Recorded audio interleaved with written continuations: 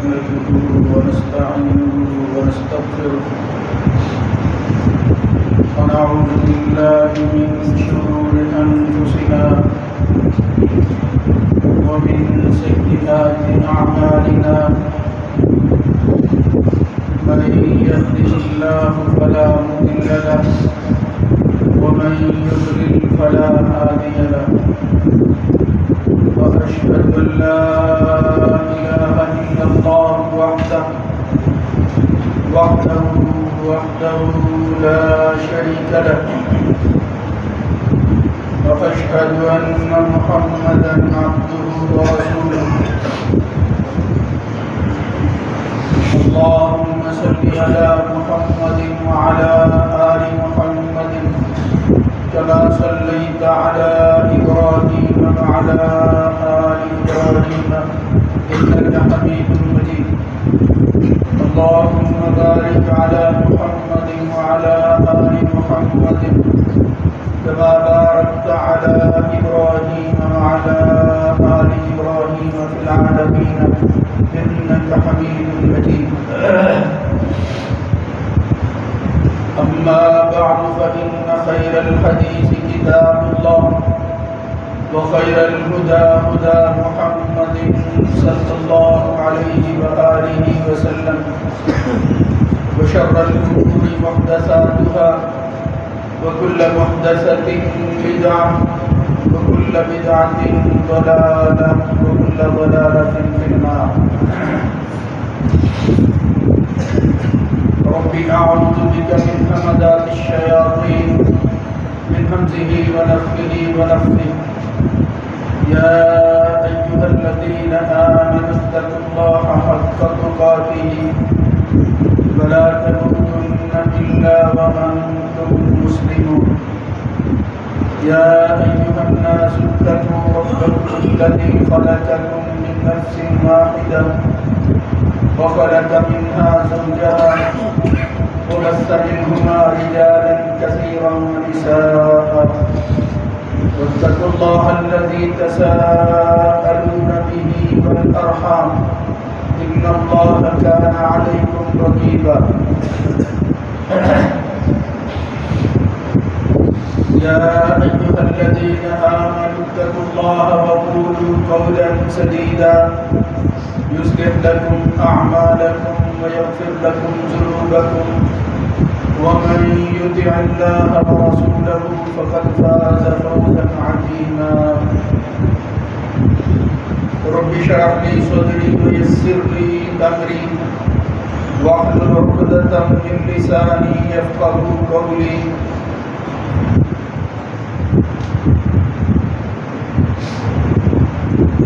والذين يرمون أزواجهم ولم يكن لهم شهداء إلا أنفسهم فشهادة أحدهم أربع شهادات بالله إنه لمن الصادقين والخامسة أن لعنة الله عليه إن كان من الكاذبين ويدرأ عنها العذاب أن تشهد أربع شهادات بالله إنه لمن الكاذبين والخامسة أن غضب الله عليها إن كان من الصادقين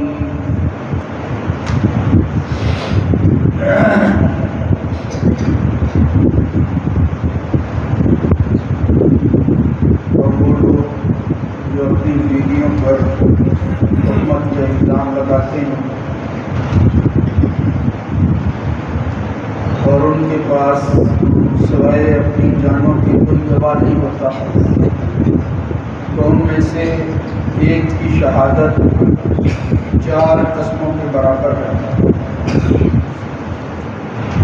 और बिलाशुबा वो सच्चों में से और 5वीं दफ़ा अल्लाह की लानत है उसको अगर झूठों में से और वो औरत अपने से इस सज़ा को मंजूर करेगी कि वो अल्लाह की कसम उठाकर 4 दफ़ा गवाही दे कि वो बंदा उसका खामन झूठों में से और 5वीं दफ़ा कहे कि अल्लाह का गज़ब टूटे उस पर अगर वो مرد جو ہے وہ سچوں میں سے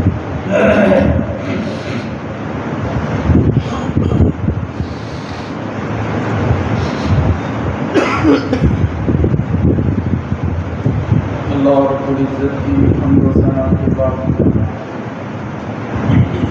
درود و سلام سید ولد آدم خاتم النبیین جناب محمد رسول اللہ صلی اللہ علیہ وآلہ وسلم قیامت تک ان کی صورتیں بدلتی ہیں، ان میں اضافہ اور کمی ہو جاتی ہے، ورنہ بندے کی خصلت کے ساتھ اس کے خمیر کے اندر جو خیر و شر رکھا ہوا ہے اس کی بنیاد پر یہ دونوں قوتیں اپنا اپنا کام کرتی ہوئی دکھائی دیتی ہیں۔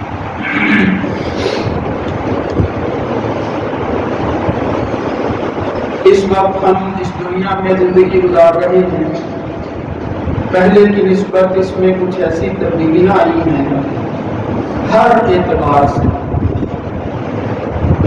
کہ جو پہلے موجود نہیں تھی چیزیں اب وہ اس طرح بعض دفعہ ابھر کر سامنے آتی ہیں کہ جس طرح پہلے نہیں ہوتی۔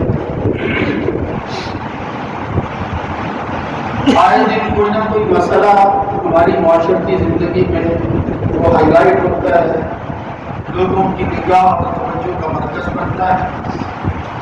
ایک مسئلہ جو اکثر آپ حضرات جو ہے دیکھتے سنتے پڑھتے ہیں،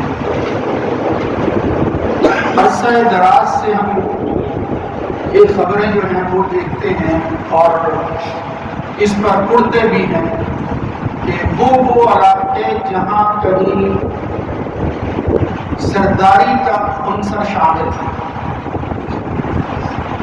ایسے لوگ جو قبائلی زندگی کے تحت اپنا وقت گزار رہے ہیں، ان کے معاملات دوسرے علاقوں کے لوگوں سے قدرے مختلف ہیں، اور بعض دفعہ کچھ ایسی چیزیں جو ہیں وہ ان کی طرف سے دوسرے علاقوں تک پہنچتی ہیں جو بڑے تعجب کا باعث ہوتے ہیں۔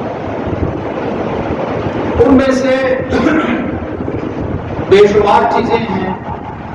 ایک یہ ہے کہ وہ اپنے ہی قبیلے اور اپنے ہی علاقے کے لوگوں کی کسی ایسی غلطی کی وجہ سے سزا دے دیتے ہیں کہ جس سے ان کی جان کا خاتمہ ہو، یعنی مار دیتے ہیں۔ تو یہ انسان کا قتل، انسان کو مارنا کوئی معمولی بات نہیں ہے، لیکن ان کے ہاں وہ چیز مسلم ہے۔ سب لوگ جو وہاں زندگی گزار رہے ہوتے ہیں وہ اس کو قبول کیے ہوئے ہوتے ہیں کہ ایسا اگر ہو جائے تو پھر ہمیں وہ فیصلہ ماننا ہوگا جو ہمارا سردار یا ہمارا متعلقہ بندہ جو ہے وہ کرے۔ اب یہ کوئی شرعی مسئلہ نہیں ہے جس دنیا میں ہم رہ رہے ہیں، اس کی وجہ یہ ہے کہ ہمارے ہاں احکامات اور پھر ان کا نفاذ اور پھر اس کے تحت حدود و قیود وہ شرعی ہے نہیں، لہذا بڑے مسائل پیدا ہوتے ہیں۔ جب ہم فیصلہ کر دیتے ہیں پھر کسی نہ کسی طرح شریعت، اسلام، مذہب اس کو شامل کر لیا، اور ہر بندہ اپنے مزاج کے مطابق اپنی فکر اور سوچ کی بنیاد پر فیصلہ کیا جا رہا ہوتا ہے، اور پھر معاملات کو اسی طرح لیتا ہے جس طرح وہ سمجھتا ہے۔ اس میں جو چیزیں زیادہ تر شامل ہو جاتی ہیں وہ اپنے لوگوں کی بھی ہوتی ہیں اور باہر کے لوگوں کی، وہ تہذیبیں، وہ معاشرے، وہ ثقافتیں جو ہمارے مسلمان لوگوں سے مختلف ہیں، ان کے ہاں وہ چیزیں اس قدر شدت والی نہیں ہوتی یا ان کا اس طرح اعتبار نہیں کیا جاتا جس طرح مسلمان معاشرے میں ہوتا ہے۔ مسلمان کے اندر خیر اور شر جو ہے اس کے فیصلے اور اس کی بنیاد پر کیے ہوئے اعمال جو ہیں ان کے متعلق جو کچھ ہماری رہنمائی کی جاتی ہے وہ ان سے بڑی مختلف ہے جو اس دنیا میں رہتی ہے۔ یہ سمجھے ہوئے ہیں اور طے کر چکے ہیں کہ اگر کوئی انسان باہمی رضامندی کے ساتھ کچھ بھی کر گزرے اس پر کوئی غلطی نہیں، اس کو آزادی کے نام پر انہوں نے ایسی ایسی حدود تجاوز کی ہیں اور پلان کر وہ ایسی جگہ پر پہنچ گئے ہیں کہ جس سے انسانیت شرماتی ہے، مگر وہ فخر کیے ہوئے ہیں۔ اب وہ یہ سمجھتے ہیں کہ یہ انسان کی آزادی اور اس کا حق ہے، وہ اس کو دینا چاہیے۔ مسلمان جو اسلام کے تحت زندگی گزارتا ہے، اللہ سے عہد کرتا ہے، وہ خواہ کسی بھی حالت میں، ایسی حالت بھی ہو سکتی ہے جس طرح کہ ہے اس وقت کہ کوئی امیر وقت نہیں، کوئی خلیفۃ المسلمین نہیں ہے، کوئی اسلامی حکومت موجود نہیں ہے، لیکن مسلمان تو موجود ہے۔ اب وہ اسلام پر عمل بھی کر رہے ہیں، اسی طرح عبادتیں جو ہیں وہ اللہ کی کر رہے ہیں، سارے معاملات کوشش کرتا ہے انسان کے اسلام کے منافی نہ ہو، کوشش اس کی ضرور ہوتی ہے، اور اگر وہ کرتا بھی ہے تو وہ اس خلاف شریعت کام کرنے کے بعد شرمندگی محسوس کرتا ہے، اور چاہیے بھی ایسے۔ اگرچہ یہ چیز اب نسبتاً کم ہوتی جا رہی ہے غیروں کے اثرات کی وجہ سے، لیکن بہرحال موجود ہے، اللہ کرے کہ یہ چیز موجود رہے۔ اس کو ہم عام طور پر جس عمل کی طرف میں اشارہ کر رہا ہوں قبائلی لوگوں کے حوالہ سے اور انسانی جان کے قتل کرنے کے حوالے سے، اس کا نام مختلف حوالوں سے مختلف طور پر جو ہے وہ تعبیر کیا جاتا ہے، لیکن مشہور بات یہ ہے کہ غیرت کے نام پر قتل۔ تو غیرت وہ کہتے ہیں کہ ایک ایسی چیز ہے کہ جس کی وجہ سے انسان اپنی غیرت اور عزت کو بچاتا ہے، خواہ اس کی زد کے اندر خود وہ اور اس کے عزیز و اقربا، اس کے قریبی وہ کیوں نہ شامل ہوں، ان کی قربانی دے دے گا، غیرت بچا لے گا۔ اب یہ بظاہر دعویٰ بہت بڑا ہے، اور یہ دعویٰ خلاف اسلام اور خلاف شریعت نہیں ہے۔ غیرت ایک ایسا خلق وصف جذبہ ہے جو انسان کی زینت، اگر یہ نہیں ہے تو پھر انسان کے اندر اس کے مقابل میں جو چیز آتی ہے، شریعت اسلامیہ کے اندر جو شخص اس غیرت کے وصف کو چھوڑ دیتا ہے وہ ملعون ہے، لعنت زدہ ہے۔ محمد رسول اللہ صلی اللہ علیہ وسلم نے فرمایا اللہ کی لعنت اور پھٹکار پڑتی ہے ان لوگوں پر جو والدین کی نافرمانی کرتے ہیں، جو شراب کے اندر ہمیشہ گھٹ رہتے ہیں، مدمن الخمر العاق لوالدیہ ومدمن الخمر۔ اور اسی طرح پھر فرمایا وہ تیسرا بندہ جس پر اللہ کی لعنت پڑتی ہے، ان اللہ لا ينظر، اور پھر اللہ تعالیٰ ان کی طرف جو ہے وہ رحمت بری نظروں سے دیکھے گا نہیں، اور وہ جنت میں داخل نہیں ہوں گے۔ ان میں سے تیسرا شخص ہے دیوس، یعنی جس کے اندر غیرت ختم ہے، اس کو کہتے ہیں دیوس۔ اس کو کوئی فرق نہیں پڑتا اس کی عزت پر کوئی حملہ ہو رہا ہو، اس کے ساتھ وہ معاملات کیے جا رہے ہیں جو حیوانوں کے ساتھ بھی حیوان برداشت نہیں کرتے، اس پر فرق نہیں پڑتا، کہتے ہیں دیوس۔ میرا عرض کرنے کا مطلب یہ ہے کہ بعض دفعہ ایسے مسائل کو، بلکہ اکثر کچھ این جی اوز کے نام پر، کچھ انسانی حقوق کے حوالے سے وہ اسلام کے ساتھ اور مذہب کے ساتھ جڑا جاتا ہے کہ یہ ساری چیزیں جو حقوق انسانیت کے خلاف ہیں، جو انسانیت کے منافی ہیں، یہ ان لوگوں کو ان کا مذہب سکھاتا ہے۔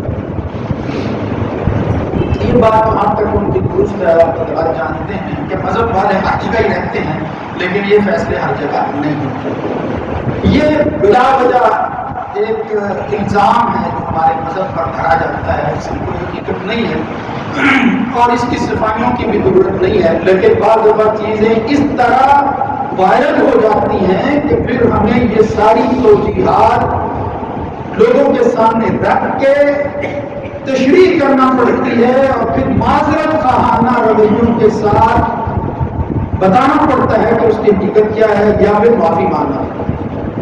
بہرحال یہ غیرت انسانی، جس طرح میں نے عرض کیا ہے کہ یہ انسانی نہیں بلکہ قرآن و سنت سے تو معلوم ہوتا ہے، بالخصوص احادیث کے، کہ اللہ کا وصف، اللہ کا وصف۔ ما من احد، ایک دفعہ نبی کریم صلی اللہ علیہ وسلم سورج کے گرہن پر قیامت کی نشانیاں اور ایسی تبدیلیوں کے حوالے سے خطاب کر رہے تھے، وہاں ساتھ ہی فرمایا ما من احد، کوئی تم میں سے ایسا نہیں ہے کہ اغیر من اللہ، کہ وہ غیرت اللہ سے بڑھ کر رکھتا ہو۔ سب سے زیادہ اگر غیرت موجود ہے تو وہ اللہ کی ذات کے اندر، اس کے وصف اور خلق کو تزنیہ آمدو، کبھی دیکھا ہے آپ نے کہ سب سے زیادہ غیرت والا بندہ جو ہے وہ اگر اپنی شان کے منافی یا اپنی خواہش کے منافی کوئی عمل دیکھے تو برداشت کر سکتا ہے؟ نہیں کر سکتا۔ تو اللہ کو سب سے زیادہ غیرت، انسانوں سے بڑھ کر ہر ایک سے زیادہ غیرت، کوئی اس کا مقابلہ نہیں ہے اس صفت غیرت کے اندر۔ لیکن وہ پھر باوجود اس کے اپنے ماتحتوں کو، خواہ وہ اس کا بندہ ہو یا اس کی بندی، غلام ہو یا لونڈی، زنا کرتے ہیں وہ برداشت کرتا ہے، فوری طور پر فیصلہ نہیں کرتا۔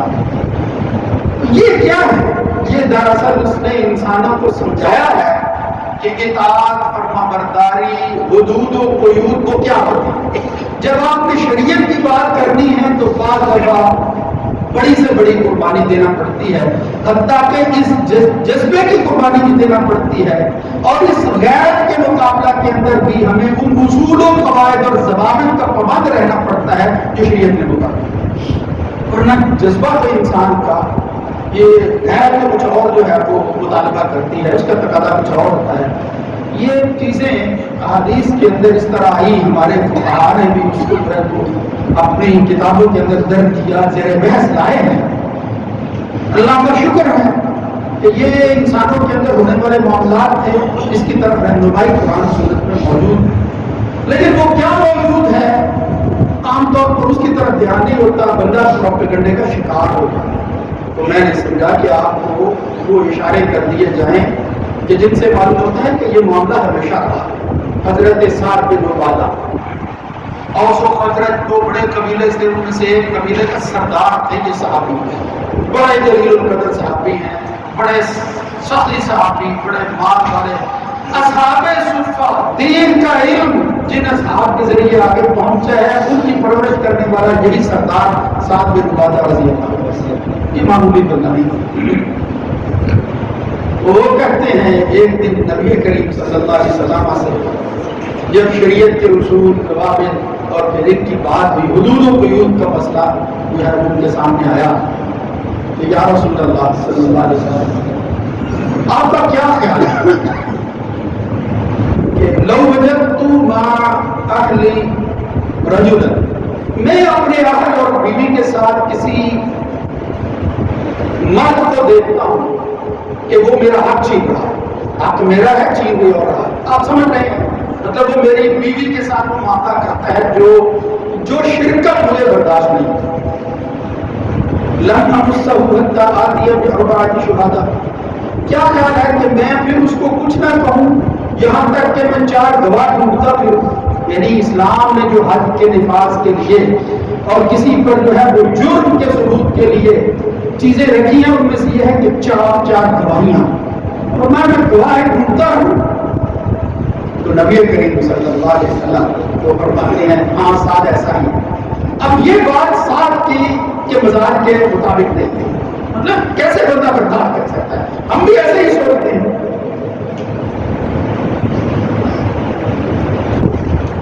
بلکہ اتنی سی بات ہوئی تو وہ صاحب کہتے ہیں کلا والذی بعثک بالحق، اللہ کی قسم میں ہرگز ایسا نہیں کرتا، مطلب میں کیسے کر سکتا ہوں۔ اور پھر ساتھ ہی کہا لَأُعَاجِلُهُ بِالسَّيْفِ قَبْلَ ذَلِكَ، بجائے اس کے کہ میں گواہ ڈھونڈتا پھروں، میں اپنی تلوار کے ذریعے اس کا علاج کر دوں۔ نبی کریم صلی اللہ علیہ وسلم نے فرمایا کہ لوگوں تم ساتھ اپنے سردار کی غیرت کو دیکھ رہے ہیں، انہو لغیور، اس میں کوئی شک نہیں ہے کہ ساتھ غیور ہے، لیکن فرمایا واللہ، میں اللہ کی قسم اٹھا کر کہتا ہوں یہ نہیں ہے کہ یہ غیرت صرف ساتھ ہی کے پاس ہے. میں محمد صلی اللہ علیہ وآلہ وسلم اللہ کی قسم ساتھ سے زیادہ غیرت مند ہوں. واللہ اکبر منی. اور تمہارا کیا خیال ہے یہ جو اصول اور ضابطے اور چار چار گواہوں کی گواہیاں یہ جو کچھ رکھا ہے جس مالک نے جس ذات باری تعالیٰ نے اس کے اندر غیرت نہیں ہے؟ فرمایا میں ساتھ سے زیادہ غیرت مند ہوں اور اللہ کی قسم اللہ مجھ سے زیادہ غیرت مند ہے. اس سے بڑھ کر غیرت کس کی ہو سکتی ہے؟ حرم اللہ الفواحش ما ظہر منها وما بطن. یہ ظاہر و باطن کی فواحش اللہ نے جو حرام کی ہے اپنی غیرت کی وجہ سے کیسے جو ہے وہ برداشت کر سکتا ہے. لیکن اللہ نے جو اصول اور ضابطے محمد الرسول اللہ صلی اللہ علیہ وسلم کو دیے تھے وہ انسانوں کے جذبات کے مقابلہ کے اندر دیر بات ہے. انسان سمجھتا ہے کہ یہ چیز میری خواہش کے بعد کس طرح ہونی چاہیے. اس کے نقصانات کا اسے اندازہ نہیں ہو سکتا کہ یہ انسانی جان کا قتل معمولی بات نہیں ہے. تم اپنے جذبات کو ٹھنڈا کر لو گے ہو سکتا ہے اس کی وجہ سے لوگ ناجائز فائدہ اٹھائیں. یہ تو ایک وجہ ہے جو ہمیں نظر آ رہی ہے. اس لیے فرمایا تجھے تو قربان ہونا پڑے. کہ حضرت سعد کے بارے میں صحیح بخاری اور مسلم میں روایت آتی ہے. وہ کہتے ہیں انہوں نے یہاں تک کہا کہ یا رسول اللہ میں اس سے پہلے کہ گواہ آئیں اور پھر کوئی فیصلہ ہو میں تو لذہبتہ بالسیف غیر مسبق. کیا لفظ بولا؟ انہوں نے کہا تلوار دیکھتے ہیں آپ تلوار کے جو ہے وہ حصے ہوتے ہیں کچھ تیز ہوتے ہیں کچھ بند ہوتے ہیں. یعنی اوپر والا حصہ دائیں بائیں والے حصے وہ اتنے تیز نہیں ہوتے. میں اللہ کی قسم اٹھا کر کہتا ہوں کہ اگر میں اپنی بیوی کو کسی کے ساتھ اس حالت میں دیکھوں تو میں تلوار کا وہ حصہ چلاؤں گا جو کند نہیں ہوگا غیر مسبق جو تیز اور حدار اور تیز دھاری والا ہوگا. تیز دھار جو حصہ ہے اس کے ساتھ میں اس کا خاتمہ کروں. میں کیسے برداشت کر سکتا ہوں؟ تو اس وقت پھر نبی کریم صلی اللہ علیہ وسلم نے اپنی غیرت اور پھر اللہ رب العزت کی غیرت کا ذکر کیا تھا. عرض کرنے کا مطلب یہ ہے کہ یہ نہیں ہے انسانوں کے اللہ کو غیرت نہیں ہے اس نے یہ اصول کیوں رکھے ہیں مگر یہ اصول ان کی پابندی جس طرح نبی کرتا ہے اللہ نے کرنے کے لیے کہا ہے نجات اسی کے اندر ہے. اور وہ کیا ہے کہ کوئی بھی معاملہ ہو خالص قدر معاملہ ہو کہ جذبات کے اندر انسان کس چیز کو برداشت نہ کر سکے اس کی بیوی کے ساتھ زیادتی ہو رہی ہو کیسے برداشت کر سکتا ہے. لیکن فرمایا اس کو انسان کو قتل کرنے کا حق نہیں. قتل ہوگا وہ بندہ لیکن آپ کو ساری شہادتیں دیں گواہیاں اور اصول جو شریعت نے مقرر کیے ہیں وہ دیں اس کے بعد قتل ہوگا. لیکن وہ مسئلہ بھی نہیں تھا ایسی صورت کے اندر اگر شہادتیں مکمل نہیں ہوتی اور پھر معاملہ ایسے ہی گزر جاتا ہے تو کیا کوئی غیور شخص ایسی بیوی کے ساتھ وقت گزار سکتا ہے؟ کتنی سی بات ہے مشکل ہوگا بلکہ ناممکن ہوگا. کیسے بندہ گزار سکتا ہے؟ تو اللہ نے پھر حالت تجویز کیا. یہ ہے وہ بات جو اس حوالہ سے میں عرض کرنا چاہتا تھا کہ اللہ نے جو حق پیش کیا ہے وہ اصول اور ضوابط جو ہے جن کی میں بات کر رہا ہوں اس کا ہمیں پتہ ہونا ہے. وہ کیا ہے؟ وہ بھی انسانی جذبات اور اللہ کی منشا کے عین مطابق ہے. اس سب سے بڑی غیور ہستی نے جو فیصلہ کیا ہے اسی کے اندر خیر ہے اسی کو اپنانا ہوگا اور اس کو کہتے ہیں مسئلہ لعان. یہ سورہ نور کی آیتیں ہیں جو میں نے عرض کی ہیں اور آپ کے سامنے پیش کی ہیں. اللہ رب العزت نے اسی طرح یہ معاملہ پیش آیا حضرت سعد بن سعد الساعدی کی روایت مسلم بخاری وغیرہ میں ہے کہ اسی طرح پیش آ گئی اور پھر انہوں نے عمر اجلانی جو ہے وہ نبی کریم صلی اللہ علیہ وسلم کو کہتے ہیں یا رسول اللہ آپ کا کیا خیال ہے اگر بندہ ایسی حالت میں بیوی کو دیکھے تو کیا اس کو قتل کر دے گا؟ اگر وہ اس کو قتل کرے گا تو ظاہر ہے کہ پھر قبیلے دوسرے لوگ جو ہیں وہ اس کو نہیں چھوڑیں مار دیں گے اس کو. وہ کیسے برداشت کر سکتے ہیں؟ معاملہ تو دونوں طرف کا ہے. کئی بار یہ کیا کرے پھر وہ شخص نبی کریم صلی اللہ علیہ وسلم سے پوچھ رہے پھر معاملہ جو ہے وہ آگے بڑھا تو اللہ کے رسول صلی اللہ علیہ وسلم نے پھر ہدایت کے لیے یاد دہانی کے طور پر اس مسئلے کو جو سورہ نور کے اندر بیان ہوا ہے وہ حضرت عمر اجلانی کے سامنے رکھا اور پھر کہا کہ اس کو بلاؤ جی. اور نبی کریم صلی اللہ علیہ وسلم نے نام لے کر کہا قد انزل فیک وصاحبتک فأتی بہا. یہ تیرے اور تیری صاحبہ بیوی کے بارے میں اللہ نے فیصلہ کر دیا ہے. ایسی حالت کے اندر جب آدمی جو ہے وہ کسی کو دیکھتا ہے تو اسے کیا کرنا ہے؟ اسے لیان کرنا ہے. لیان کیسے مراد کیا ہے؟ وہ جس کا ترجمہ جو ہے وہ میں نے عرض کر دیا تھا کہ اللہ رب العزت فرماتا ہے کہ فشہادت احدہم اربع شہادات باللہ، اللہ کی قسمیں اٹھائیں گے وہ چار. مرد اٹھائے گا اور پھر وہ کہے گا کہ جو کچھ وہ کہہ رہا ہے وہ سچا ہے، وہ جھوٹا نہیں. اس کے مقابلہ کے اندر یا تو وہ دوسری اعتراف کر لے گی، پھر اس کو سزا مل جائے گی. اگر نہیں ہے تو وہ کہتی ہے کہ نہیں یہ جھوٹ بولتا ہے، پھر اس سے مطالبہ ہوگا. وہ پھر کیا کرے گی؟ پھر وہی چار قسمیں عورت اٹھائے گی اور پھر اس کے بعد وہ پانچویں دفعہ جو ہے وہ کہے گی کہ اللہ کا غضب اٹھے مجھ پر، یعنی عورت پر، اگر میرا دامن جو ہے جو کہہ رہا ہے وہ سچا ہے. یعنی یہ شہادتیں، یہ قسمیں اٹھانے کے بعد یہ پانچویں دفعہ ان الفاظ کا دہرانا، پہلے وہ لعنت کی بات ہے پھر اللہ کے غضب کی بات ہے، اس کو کہتے ہیں مسئلہ لیان.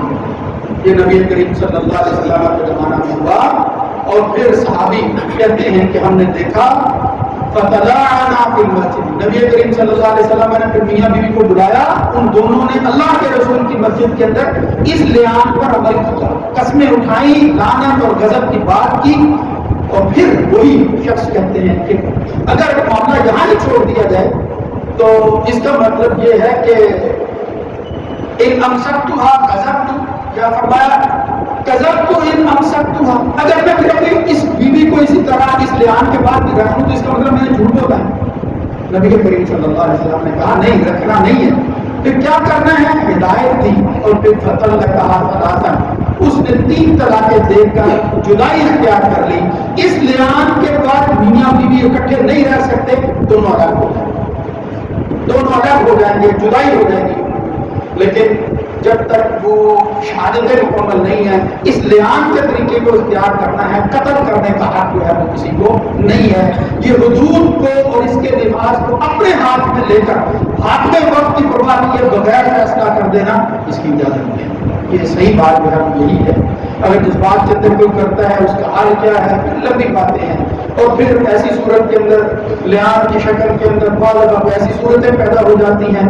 یہ کئی شکلیں ہیں، لیکن ان کی تفصیل جو ہے وہ آتی ہے. بہرحال اس کا اختتام یہی ہے کہ وہ لیان کرنے کے بعد دونوں میاں بیوی اکٹھے نہیں رہ سکتے. مسئلہ بھی حل ہو گیا، ظاہر ہے اس کی غیرت ہی کا تقاضا تھا، وہ اکٹھے نہیں رہ سکتے تھے، وہ الگ ہو گیا، اس کی انا کی بھی تسکین ہو گئی. لیکن یہ انا کی تسکین کی بجائے یہ کہنا چاہیے کہ اللہ کی غیرت پر فیصلہ ہوا، اس فیصلے کو مومن اور مسلمان اسی طرح برداشت کرتا ہے جس طرح اس سے بڑھ کر محمد الرسول اللہ صلی اللہ علیہ وسلم برداشت کرتے ہیں.